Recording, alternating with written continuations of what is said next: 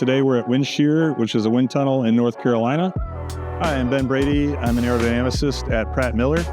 This facility is very unique in that it can replicate the conditions near the ground as you're driving on the road. Pratt Miller does a lot of different work in motorsports. This facility tests a lot of race cars and automobiles.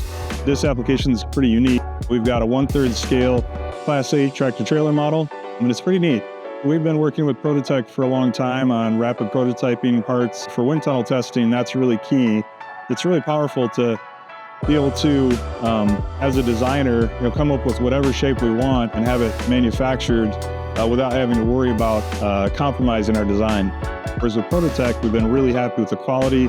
It makes a big difference for us because even if we were to buy a part that's lower cost, if we get it and we have to spend hours and hours sanding on it or getting it to fit, then that's time lost for us, which is the biggest deal, but it ends up being more expensive in the long run anyway. So it's really important that we get it right the first time, and that's what we get with Prototek.